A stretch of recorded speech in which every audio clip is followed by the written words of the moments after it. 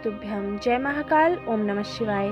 आप सभी समस्त शिव भक्तगणों का आपके अपने YouTube चैनल पर बहुत बहुत स्वागत है। मैं आज आपके लिए लेकर आई हूँ पूज्य गुरुदेव की एक छोटी सी महापुराण से लिया गया मिथ्या दोष को गलत साबित करने वाला एक तथ्य। लोगों के मन में धारणा है कि जब हम सूर्य देवता को जल अर्पित करते हैं और वो जल की बूंदें या जल के छींटे हमारे पैरों पर पड़ते हैं या हमारे शरीर पर पड़ते हैं तो इससे हमें पाप लगता है। यह धारणा बहुत ही गलत है। पूज्य गुरुदेव ने स्वयं महापुराण से इस मिथ्या तथ्य को गलत साबित कर दिया है। यह धारणा कौन ने फैलाई है? यह धारणा फैलाई है दूसरी जाति के लोगों ने, जो हिंदू धर्म का नाश करना चाहते हैं, हिंदू धर्म को ख़त्म करना चाहते हैं, हिंदू धर्म को कुछ नहीं समझते हैं। उनकी धारणाओं की वजह से आज ज़्यादातर हिंदू लोगों ने सूर्य देवता को जल चढ़ाना बंद कर दिया है।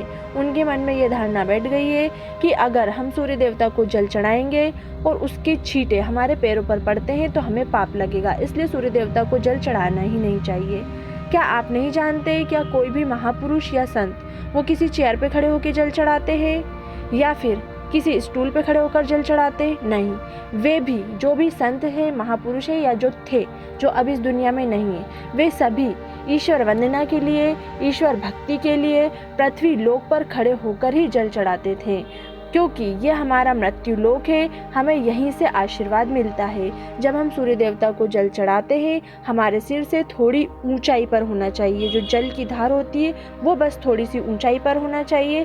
बाकी जो जल की बूंदें पड़ती हैं पृथ्वी पर, वो हमारे शरीर पर अगर लगती हैं तो वो बहुत ही शुद्ध मानी जाती है और ये छींटे लगना तो जाहिर सी बात है और अच्छी बात है। इससे एक पॉजिटिविटी आती है, इससे हमारे शरीर के रोगों का नाश होता है। हमें स्वयं भगवान सूर्यदेव आशीर्वाद देते हैं। ये तो बहुत ही पुराना इतिहास है, ये पहले से ही चला आ रहा है।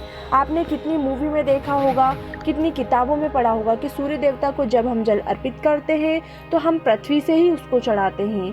तो आप दूसरी जाति के लोगों का कहना मानना छोड़ दीजिए, उनके मिथ्या तथ्य को अपने दिमाग से निकाल दीजिए और आप निस्वार्थ होकर भगवान सूर्य देवता को जल चढ़ाइए। बस आपको भगवान सूर्य देवता को जल जो चढ़ाना है वो एक ही शर्त है कि आप तांबे के कलश से ही उनको जल चढ़ाएं, ना कि आप प्लास्टिक से चढ़ाएं, ना कि आप स्टील से चढ़ाएं।